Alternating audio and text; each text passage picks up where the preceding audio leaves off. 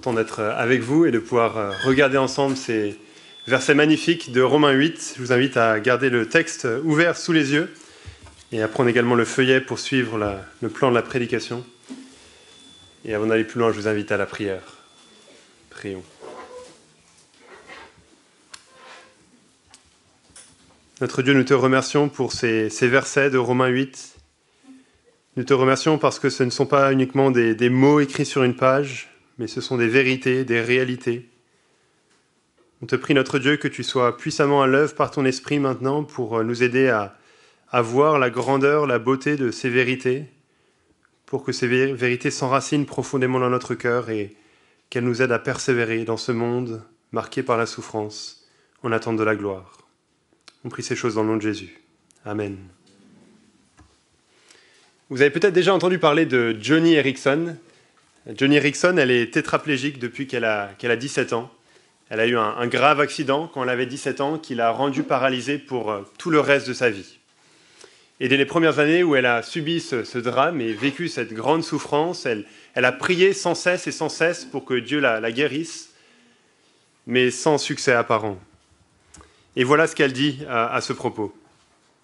Une réponse négative à ma demande de guérison physique miraculeuse a signifié un péché purgé, un amour pour les perdus, une compassion accrue, une espérance renforcée, un appétit pour la grâce, une foi plus forte, une heureuse aspiration au ciel, un désir de servir, un plaisir dans la prière et une faim pour sa parole. Ô béni soit le sévère maître d'école qu'est mon fauteuil roulant. Comment est-ce que c'est possible de dire cela dans la souffrance ? Comment est-ce que c'est possible de réagir de cette manière-là dans la souffrance ? C'est tellement loin de tous les autres discours qu'on entend aujourd'hui par rapport à Dieu et à la souffrance.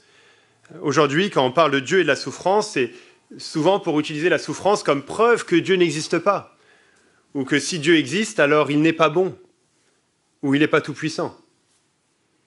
Ou alors, quand on parle de Dieu et de la souffrance, on entend des discours qui ont une soi-disant couche chrétienne, qui disent que Dieu veut éliminer toute la souffrance de notre vie et qu'il nous suffit d'avoir assez de foi, que si on proclame les bonnes formules, que si l'on prie avec suffisamment de persévérance, alors forcément, l'épreuve va disparaître.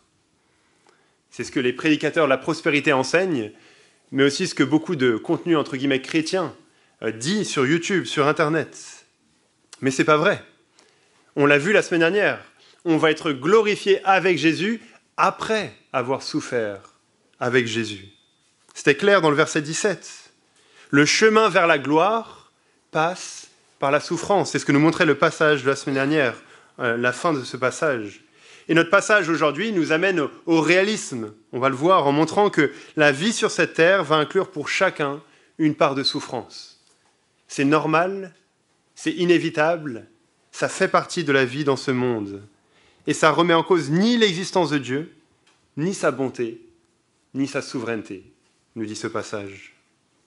Alors comment vivre dans ce monde marqué par la souffrance ? Comment tenir bon ? C'est ce qu'on va voir ce matin. On va voir 4 choses. On va voir que malgré la souffrance, nous sommes en attente de la gloire, nous sommes aidés par l'Esprit, nous sommes dans les mains du Dieu qui n'échoue pas, et nous sommes assurés, quoi qu'il advienne. Premièrement, nous sommes en attente de la gloire. Ce point, ce sera le plus long, comme à mon habitude. Nous sommes en attente de la gloire. Regardez le verset 18.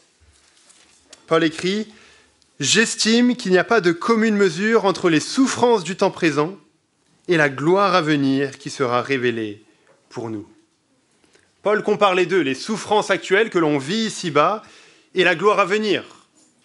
Et sa conclusion, c'est qu'il n'y a même pas moyen de comparer.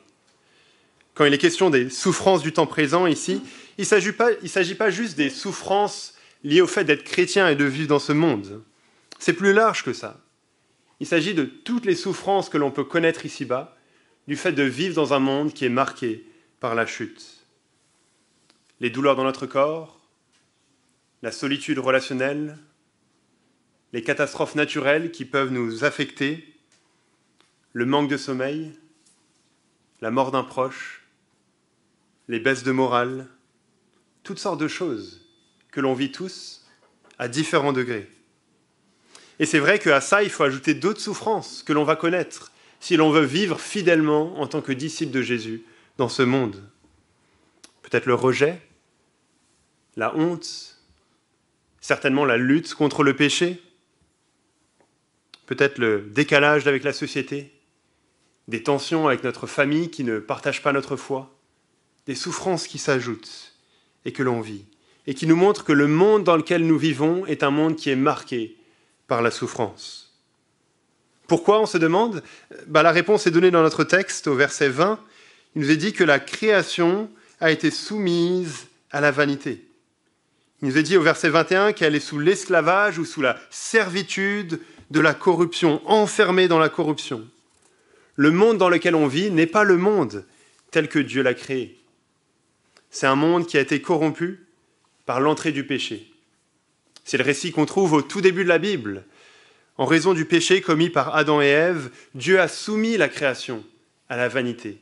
Dieu a prononcé son jugement. La création a été maudite. Le péché a donné des conséquences désastreuses qui donnent lieu à ce monde dans lequel nous vivons, à cette situation dans laquelle on est, où on vit dans un monde qui ne tourne pas rond, au milieu des souffrances. Mais pas sans espoir. Notre texte compare ces souffrances à la gloire à venir, verset 18, qui sera révélée pour nous, en expliquant que cette gloire à venir est bien meilleure que tout ce qu'on pourrait imaginer. Il s'agira pour la création, au verset 21, d'être libérée de l'esclavage de la servitude. Cette création qui a été soumise à la vanité, elle sera libérée. Ce sera la fin de la corruption, la fin des souffrances. Imaginez un monde créé par Dieu, point à la ligne, sans péché, ni toutes les conséquences du péché qui sont mauvaises, sans la malédiction qui a frappé ce monde. C'est de ça dont il s'agit, cette gloire à venir. Mais c'est encore plus que ça. Il est question ici de la révélation au verset 19 des fils de Dieu. Au verset 21, il est question de la liberté glorieuse des enfants de Dieu. Ici, il est question des chrétiens, de ceux qui ont placé leur foi en Jésus. On a vu la semaine dernière qu'on avait été adoptés par Dieu, qu'on est véritablement enfants de Dieu. Et pourtant, c'est surprenant. Au verset 23, dans notre texte aujourd'hui, il nous est dit qu'on attend l'adoption, la rédemption de notre corps. Alors, qu'est-ce que ça veut dire ? Est-ce qu'on a été adopté ou pas ? Est-ce qu'on est enfant de Dieu ou est-ce qu'on ne l'est pas encore ? On voit qu'il y a une tension ici. Et oui, si on est chrétien, on est déjà véritablement enfant de Dieu. On est ces enfants adoptés. Tout ce qu'on a vu la semaine passée, c'est vrai. Et pourtant, on voit aujourd'hui qu'on attend encore la pleine manifestation de cela. La révélation des fils de Dieu. La liberté glorieuse des enfants de Dieu. On attend en quelque sorte que ce statut soit révélé au grand jour. Et on le voit au verset 23, il est parlé de la rédemption de notre corps. Toutes ces choses font référence à ce qu'on appelle la glorification. La glorification. C'est ce qui boucle la boucle de notre salut, ou en quelque sorte on pourrait dire. C'est la ligne d'arrivée de la vie chrétienne, où nos corps seront transformés pour être semblables à celui de Jésus. Un corps parfait, un corps sans péché, ni sans aucune trace du péché. Un corps qui est plus atteint par la vanité, plus de péché contre lequel lutter, plus de souffrance, plus de maladie, plus de mort. Notre statut d'enfant de Dieu sera pleinement achevé. Notre salut sera complet, éternel, et la source d'une joie parfaite. On attend encore cela. Et c'est pour ça qu'il est dit que c'est en espérance que nous avons été sauvés au verset 24. C'est en espérance que nous avons été sauvés, pas parce que ce salut n'est pas vrai, mais parce qu'on est uniquement en train de l'espérer pour le moment. Oui, on a été pardonné de nos péchés. Oui, on est justifié. Oui, on est en bonne relation avec Dieu. Mais on vit toujours sur cette terre. On attend encore l'accomplissement de toutes les promesses de Dieu. On attend encore le salut de la colère à venir, la vie dans sa présence pour l'éternité, la fin des souffrances, la fin de la lutte contre le péché. Et un jour, notre espérance deviendra réalité. Dieu nous donnera ce qu'on a toujours espéré. Dieu nous le donnera dans la réalité, dans le concret. Et c'est ça, cette gloire à venir, qu'on attend. Et cette gloire à venir, elle est tellement belle, elle est tellement précieuse que la création l'attend avec un ardent désir, il nous est dit au verset 19. C'est un peu comme un enfant qui attend son anniversaire. « Papa, maman, c'est quand mon anniversaire ?» C'est en septembre. Et on est quel mois ? Mois de mai. Ah, ok. Et le lendemain, il se réveille et la première chose qu'il demande, c'est « C'est bon, c'est aujourd'hui !» Non, il reste encore quelques mois. Et il va compter les jours, il va dire « Ok, encore 145 dodo, encore 144 dodo, etc. » Il va attendre avec impatience, un ardent désir. C'est un peu de ça dont il s'agit ici. Un ardent désir, quelque chose qu'on attend impatiemment. Il y a une autre image qui est utilisée, au verset 22, c'est l'image de l'accouchement. Il est dit que la création soupire et souffre les douleurs de l'accouchement. Alors, j'y connais pas grand-chose dans ce domaine, mais j'y connais suffisamment pour savoir que c'est douloureux. Et que personne ne voudrait accoucher si ce n'était pour le bonheur d'avoir un enfant et de donner la vie et d'avoir la joie de prendre un bébé dans ses bras. Parce que c'est douloureux, c'est pénible, c'est long, mais il y a une espérance. Il y a une espérance. Et ce qui arrive après est bien meilleur. Et ça fait que ça en vaut la peine. C'est pareil pour la gloire à venir. La souffrance maintenant, oui, mais pas sans espérance. Il y a une espérance. Ce qui arrive après est bien meilleur. Et l'une des preuves que ça en vaut la peine, c'est qu'on a déjà, dès aujourd'hui, en tant que disciples de Jésus, les prémices de l'Esprit, il nous est dit, dans le verset 23. Par l'Esprit de Dieu qui vit en nous, on a déjà un avant-goût de cette gloire à venir. Pensez à ces moments de joie en Christ que l'on peut vivre. Pensez à ces moments où vous êtes le plus conscient des vérités de l'Évangile, à quel point l'Évangile est beau, à quel point l'Évangile est glorieux. Pensez à ces moments où vous êtes vraiment conscient de l'amour de Dieu envers vous, de la joie de savoir que vous êtes accepté par Dieu, de la joie de savoir que vous bénéficiez de la présence de Dieu. Pensez à ces moments-là, les plus hauts, dans un sens, on pourrait dire, de notre vie spirituelle. C'est qu'un avant-goût de ce qui nous attend. C'est qu'un avant-goût de la gloire à venir. C'est que l'apéro, quelques miettes avant de pouvoir déguster le plat principal. Et c'est là qu'on voit pourquoi Paul peut dire ce qu'il dit dans le verset 18.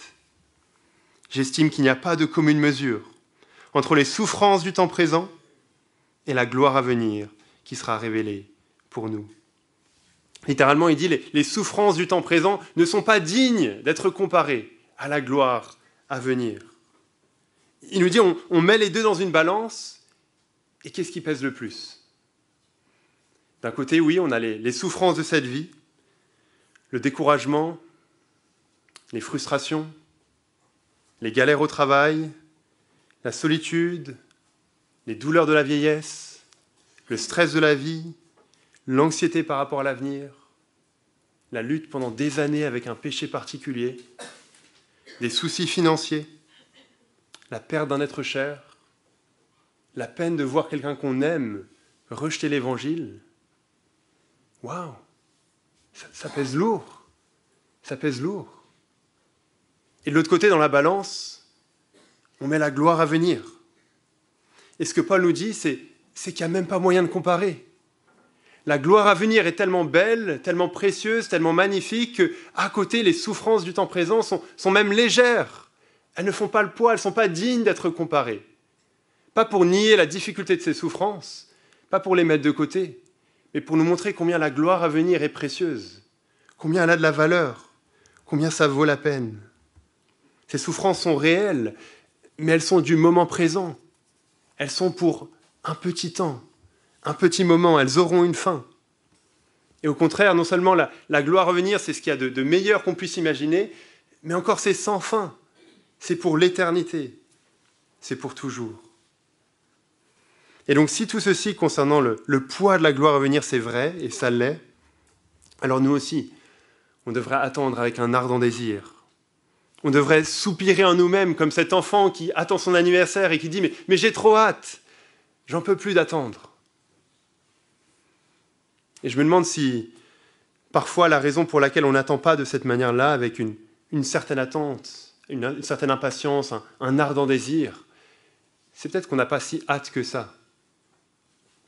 C'est peut-être qu'on est plus ou moins satisfait avec notre petite vie ici-bas, qu'elle est un peu trop confortable. qu'on n'est pas vraiment prêt à la quitter et qu'on ne désire pas tant que ça la gloire à venir. Et quand on passe par la souffrance, notre désir de cette gloire à venir, il est brusquement ramené à la réalité. Et c'est là qu'on soupire au plus profond de nous en disant « Mais jusqu'à quand ? Jusqu'à quand ? Combien de temps est-ce qu'il faudra attendre ?» Mais on sait que dans ces soupirs, dans cette attente, on peut persévérer, parce que la fin viendra. C'est comme pour ceux qui vont courir les 20 km ou la course à Tervuren. Il y a un moment où ça sera difficile. Il y a un moment où vous serez essoufflé, vous n'en pourrez plus, vous voudrez abandonner. Mais on peut se rappeler une chose, c'est que la ligne d'arrivée arrive et que ce qui vient après est bien meilleur que ce qu'on connaît maintenant. C'est la même chose pour nous, on est en attente de la gloire. Ce n'est pas le seul encouragement dans cette vie. Le deuxième que Paul nous donne ici, c'est qu'on est aidé par l'Esprit, malgré la souffrance. Nous sommes aidés par l'Esprit.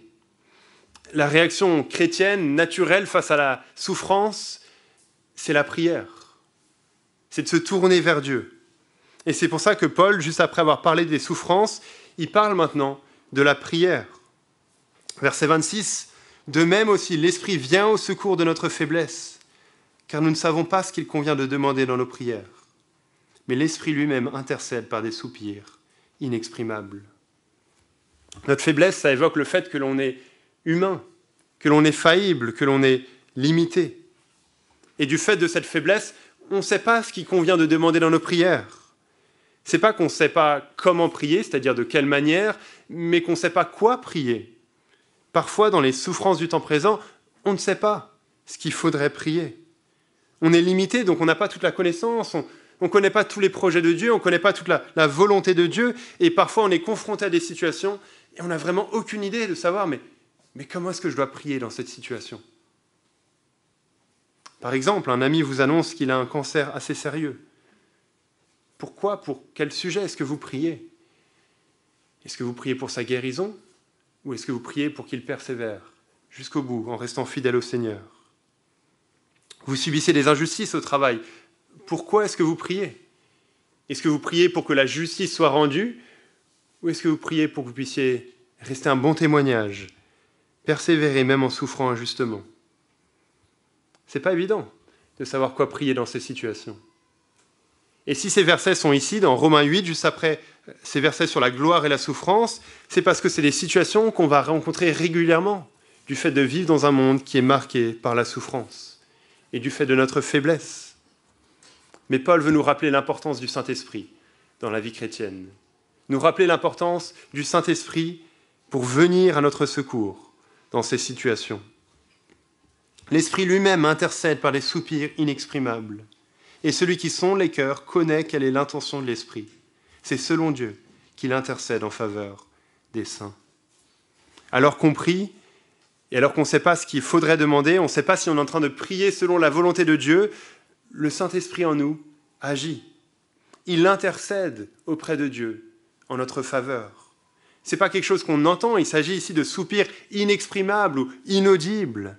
C'est une œuvre intérieure et secrète du Saint-Esprit alors que l'on prie. Mais il prie pour nous. Et il le fait selon Dieu, en accord parfait avec la volonté de Dieu. Lui, il sait quelle est la volonté de Dieu. Il est Dieu lui-même. Le Saint-Esprit ne se trompe pas dans ses prières. Il sait, lui, ce qu'il convient de demander. J'avais entendu il y a quelques années James de notre église, James Elliott Hutchinson, enseigner sur ces versets. Et ça m'était resté en tête ce qu'il disait. Il disait que le Saint-Esprit, comme on le voit dans ces versets, il traduit nos prières, on pourrait dire en quelque sorte. Il rectifie le tir si ce n'est pas bien orienté. C'est ça que l'Esprit fait. Il rend nos prières conformes avec la volonté de Dieu.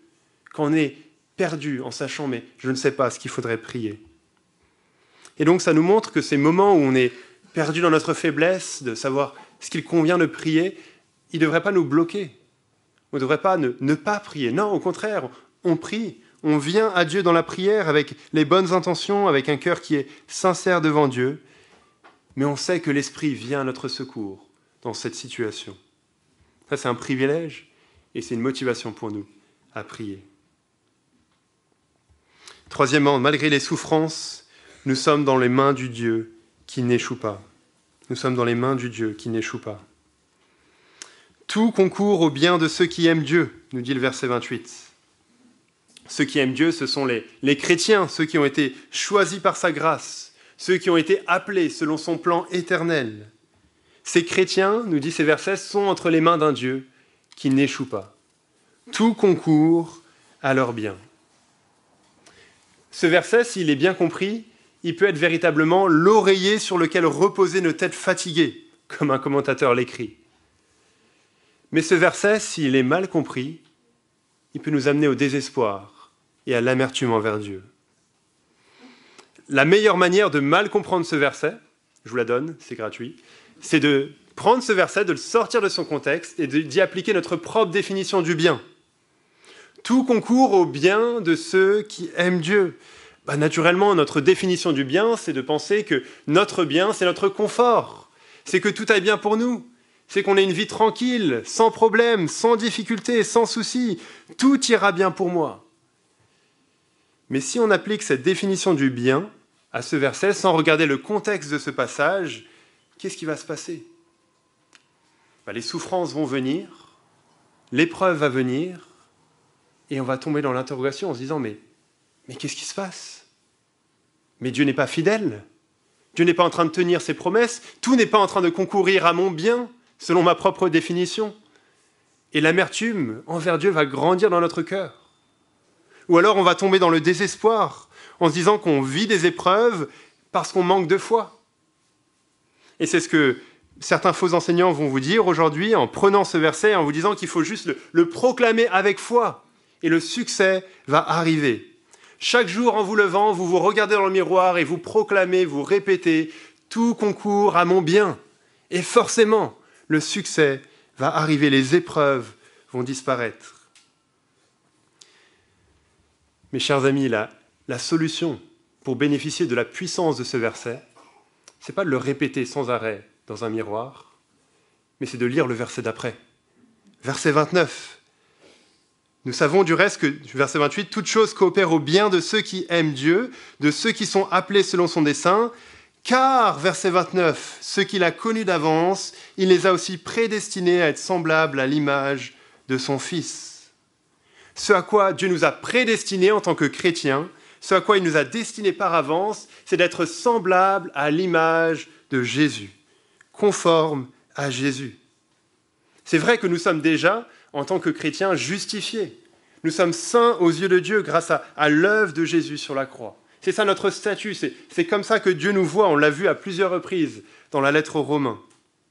Mais il y a encore un décalage entre ce que nous sommes, notre statut, et ce que nous sommes dans la réalité, dans la pratique, où on continue malheureusement à pécher, où on ne vit pas de manière parfaite. Mais ce verset nous montre que le but de Dieu, c'est de réduire ce décalage, de nous rendre un jour conformes à Jésus, entièrement parfait, entièrement pur, dans la pratique, sans péché. Et c'est ça, le bien dont il est question, dans le verset 28. Tout contribue à notre bien. Pourquoi ? Parce que Dieu utilise tout ce que l'on vit pour accomplir son plan de nous rendre conformes à Jésus. Tout ? Vraiment tout ? Oui, tout. Paul écrit ce verset ici dans Romains 8 comme encouragement à tenir bon dans la souffrance, dans les souffrances du temps présent. Quel est l'encouragement que l'on a dans ces souffrances ?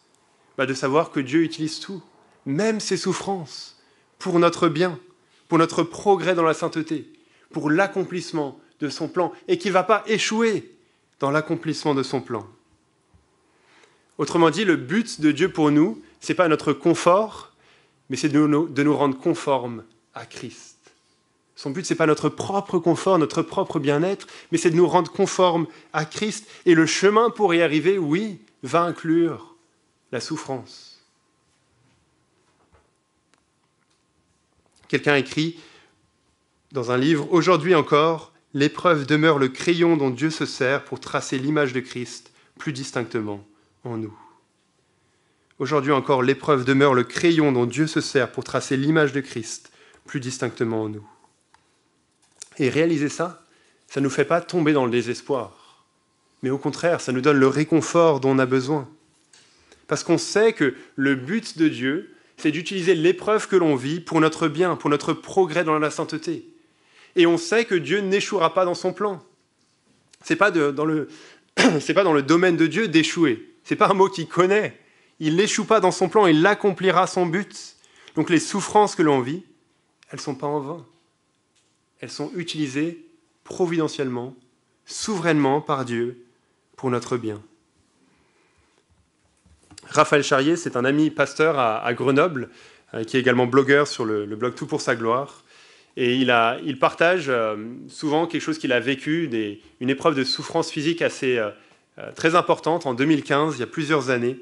Il avait un problème dans sa colonne vertébrale qui lui ont valu d'être alité pendant près de 4 mois. En fait, pendant 4 mois, il ne savait pas combien de temps ça allait durer. Et il devait rester allongé pendant la plupart des heures de la journée, 22 heures sur 24, quelque chose comme ça. Il ne pouvait pas se mettre debout ou rester assis plus de 10 minutes sans crier de douleur. Il a connu des périodes de douleur tellement fortes qu'il priait que Dieu le reprenne alors qu'il était marié avec des enfants. Mais vraiment une épreuve sur le long terme, et il ne savait pas combien de temps ça allait durer. Et il partage par rapport à cette épreuve, et voici ce qu'il écrit sur le réconfort que Romains 8, 28 lui a apporté. « Durant mon épreuve, beaucoup de frères et sœurs et de proches m'ont dit « On ne comprend pas pourquoi le Seigneur permet cela. Quelle épreuve! Mais pourquoi ?» Dans un certain sens, il n'avait pas tort. Toutes ces questions sont légitimes quand elles sont l'expression de leur compassion. Mais en revanche, elles dénotent d'une incompréhension à l'égard du plan divin. Grâce à Dieu, je ne me suis pas posé cette question parce que ces paroles de Paul en Romains chapitre 8 résonnaient en moi. Toute chose concourt à mon bien, parce que tout concourt à me rendre conforme à l'image de Christ.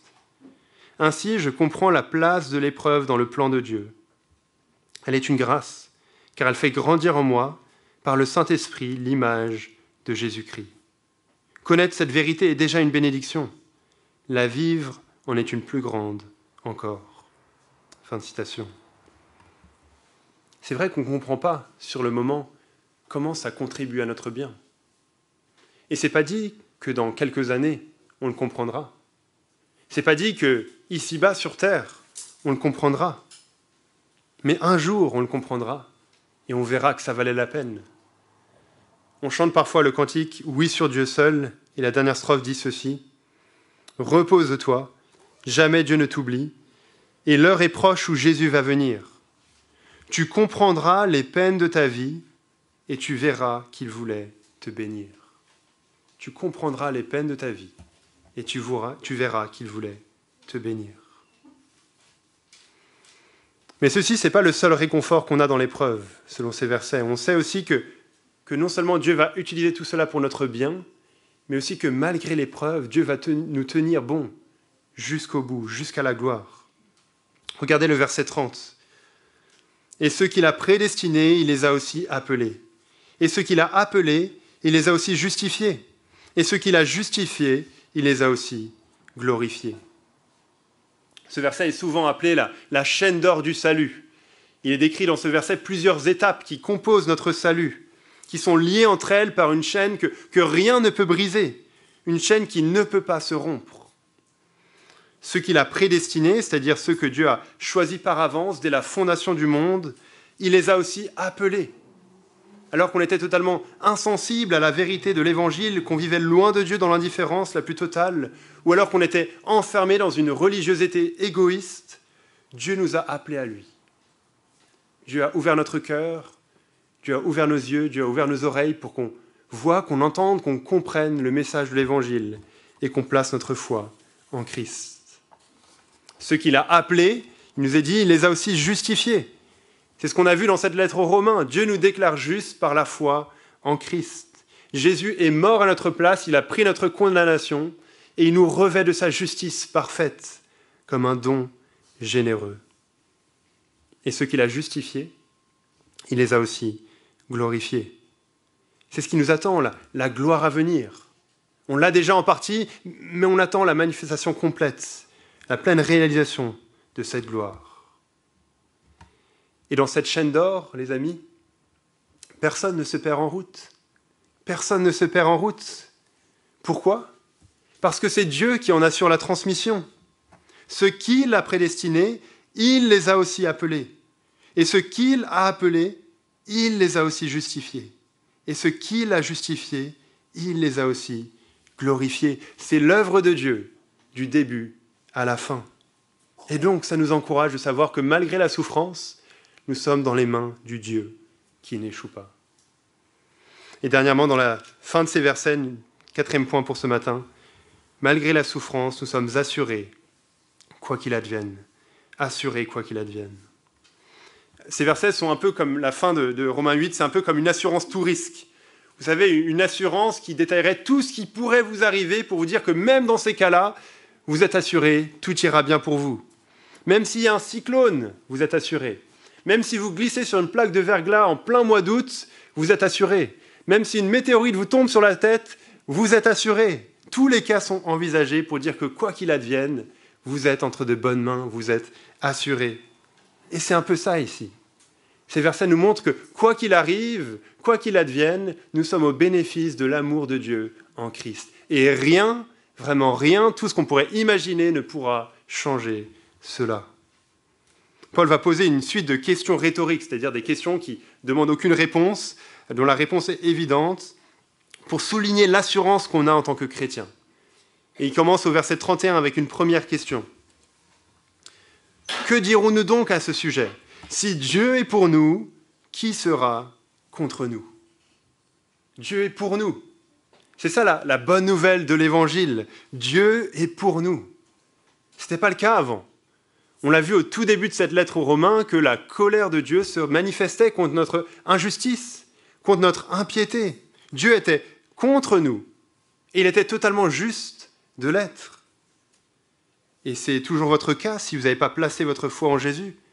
Si vous êtes ici et que vous découvrez tout juste la foi chrétienne, la Bible dit que nous sommes chacun de nous morts dans nos péchés et que nous sommes sous le juste jugement de Dieu et qu'on doit se repentir. Et donc vous devez faire demi-tour, venir à Jésus pour recevoir le pardon. Parce que Jésus a donné sa vie sur la croix, Jésus a pris ce jugement à notre place et qu'il est ressuscité pour qu'on puisse être réellement, entièrement juste aux yeux de Dieu. Jésus est le médiateur, le sauveur dont on a besoin. Et par la foi en lui, on reçoit le pardon. Et ce qui fait que de manière totalement juste et totalement entière, Dieu n'est plus contre nous, mais Dieu est pour nous. Et donc si Dieu est pour nous, qui sera contre nous ? Ce verset ne veut pas dire que personne ne pourrait s'opposer à nous, que personne ne va nous faire du mal, qu'on aura le succès dans toutes les injustices et les combats qu'on vit. Non, mais ça veut dire que malgré tout ce que l'on vit, malgré tout ce que les êtres humains voudraient essayer de nous faire, ça ne changera rien à notre statut devant Dieu. Ça ne changera rien à l'amour que Dieu a pour nous. Dieu est pour nous. On a son regard de faveur. Il nous accepte, on est ses enfants bien-aimés, il nous accueille à bras ouverts, on a été adoptés par lui. Si Dieu est pour nous de cette manière-là, alors qui pourrait être contre nous ? Qui pourrait faire changer cela ? Que pourraient bien faire les hommes ? Ça ne changera rien, ce qui compte le plus, l'amour de Dieu pour nous. La prochaine question pour renforcer notre assurance dans la souffrance, c'est au verset 32. Lui qui n'a pas épargné son propre Fils, mais qui l'a livré pour nous tous, comment ne nous donnera-t-il pas aussi tout avec lui, par grâce ? Assurément, Dieu a fait ce qu'il y avait de plus difficile. Il a donné son propre Fils pour qu'il meure sur la croix à notre place, pour qu'il prenne sa juste colère. Il n'a pas épargné son propre Fils, il l'a donné pour nous. Si Dieu a fait ça pour nous, s'il a fait ce qu'il y avait de plus difficile, alors est-ce qu'on pourrait vraiment douter qu'il ne nous donne pas aussi tout avec lui, qu'il accomplisse aussi toutes ses autres promesses envers nous, qu'il nous amène jusqu'à la gloire à venir, qu'il nous donne toutes les bénédictions qu'il a promises dans l'éternité ? Il a fait ce qu'il y avait de plus dur, il a fait ce qu'il y avait de plus difficile. Alors assurément, il va aussi tout nous donner avec lui. Peut-être qu'on peut douter de cela parce qu'on pense que notre péché est un obstacle à ses promesses, que notre péché est un obstacle à cette assurance. Et c'est ce que Paul aborde maintenant avec les questions suivantes, versets 33 et 34. Qui accusera les élus de Dieu ? Dieu est celui qui justifie. Qui les condamnera ? Le Christ Jésus est celui qui est mort, bien plus il est ressuscité, il est à la droite de Dieu et il intercède pour nous. Qui nous accusera ? On pourrait penser à plusieurs personnes qui pourraient nous accuser. On peut penser à ceux qui nous voient vivre, pas toujours comme on devrait vivre. Ceux qui voient nos péchés au grand jour, on pourrait dire. On pourrait penser à nous-mêmes. Nous-mêmes, on pourrait s'accuser. On est conscient de nos fautes, on est conscient de nos manquements au quotidien, de notre propre cœur. On pourrait penser au diable, à l'ennemi de Dieu qui se plaît à nous accuser, qui se plaît à rappeler notre passé et à pointer vers tous nos manquements. Mais encore plus que ça, on pourrait penser que Dieu est celui qui pourrait nous accuser, lui qui voit tous les secrets des cœurs, lui qui voit toutes nos actions secrètes et nos pensées cachées, assurément, lui pourrait nous accuser. Mais regardez le verset 33. « Qui accusera les élus de Dieu ?» Sous-entendu, personne. Personne. Pourquoi ? Parce que Dieu est celui qui justifie. Dieu est celui qui justifie. Alors si Dieu ne nous accuse pas, alors qui pourrait nous accuser ? Si Dieu, celui qui est parfait, qui est sans tache, celui qui est tout à fait étranger au péché, celui qui connaît tout, devant qui rien n'est caché, qui prononce des jugements qui sont parfaitement justes et qui a toutes les capacités de juger, si lui, il ne nous condamne pas, alors qui pourrait nous condamner ? Qui pourrait nous accuser ? Quel être humain sur cette terre pourrait trouver un motif de condamnation qui aurait échappé au Dieu de l'univers ? Est-ce que le diable lui-même le pourrait ? Est-ce qu'il serait plus juste que Dieu pour trouver quelque chose que l'on a fait qui mérite la condamnation ? Bien sûr que non, il n'y a aucun motif de condamnation. Personne ne peut nous accuser. Pas parce qu'on serait parfait en nous-mêmes, mais parce qu'on est justifié grâce à Christ. Qui les condamnera ? Le Christ Jésus est celui qui est mort. Bien plus, il est ressuscité. Il est à la droite de Dieu et il intercède pour nous. Peut-être que quelqu'un pourrait dire, mais regarde sa vie. Regarde ce qu'il fait. Regarde son passé. Regarde maintenant son présent, comment il lutte avec tel ou tel péché. Satan peut dire ça dans nos oreilles et nous noyer dans la culpabilité. Et qu'est-ce qu'il faut répondre ? Le Christ Jésus est celui qui est mort. Bien plus, il est ressuscité. Il est à la droite de Dieu et il intercède pour nous. Christ est mort. Il a pris sur lui la condamnation de tous mes péchés. Il n'y a plus aucune ombre de colère qui reste pour moi. Jésus a tout subi à ma place. Son sacrifice était pleinement efficace. Bien plus, Christ est ressuscité. Il est revenu à la vie. C'est la preuve que la justice de Dieu a été satisfaite, accomplie, que le pardon est offert. Bien plus, maintenant, il est à la droite de Dieu et il intercède pour nous. Il prie en notre faveur. Il rappelle auprès du Père le sang qu'il a versé pour nous. Comme quoi, il n'y a plus aucun motif de condamnation pour nous, parce que Jésus l'a déjà pris à notre place. Ces vérités sont des vérités qui sont objectives, qui sont toujours vraies, peu importe ce qu'on ressent. Le danger, c'est de penser que l'amour de Dieu pour nous, il est vrai uniquement quand on le ressent. Uniquement quand on pense que Dieu nous aime, alors il nous aime. Ou uniquement quand nous, on exprime notre amour envers Dieu. Mais ces versets nous montrent que l'amour de Dieu, c'est une réalité objective et historique qui dépend de ce que Christ a fait sur la croix, de sa mort, de sa résurrection et de son intercession maintenant auprès du Père. L'amour de Dieu est fixe et il est constant. Et Paul veut terminer, et nous on termine aussi, vous inquiétez pas, avec la cerise sur le gâteau, en nous montrant que rien ne pourra nous séparer de cet amour.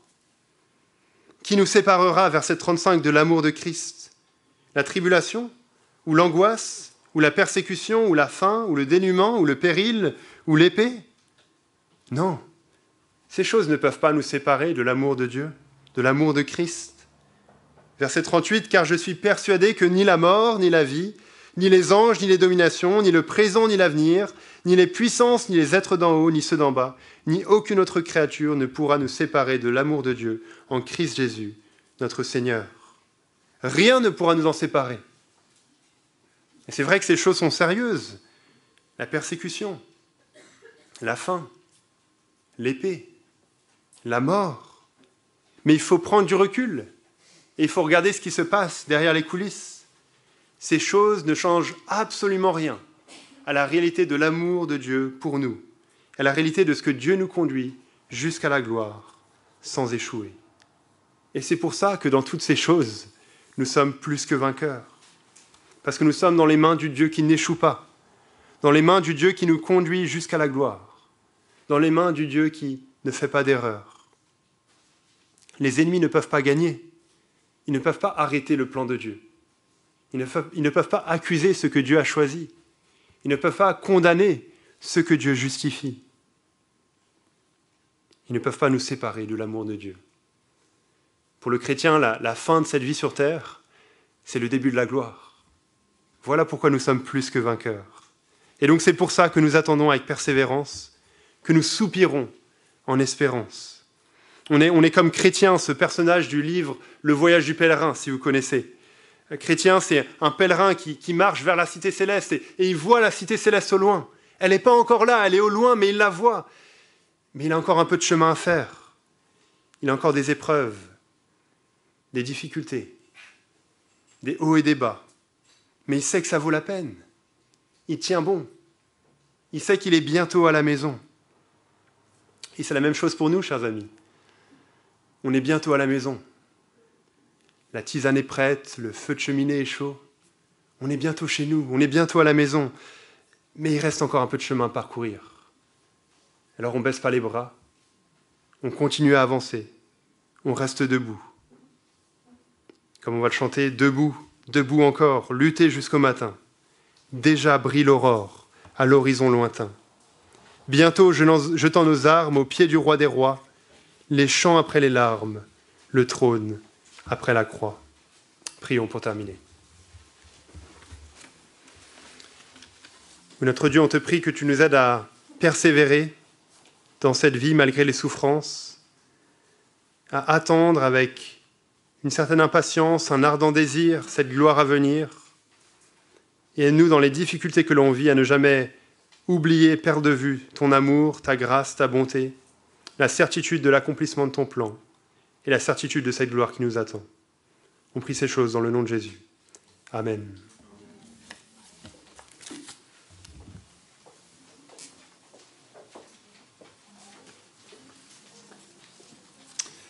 Mettons-nous debout alors, chers amis, pour chanter en tant que pèlerin, mais aussi en tant que soldat.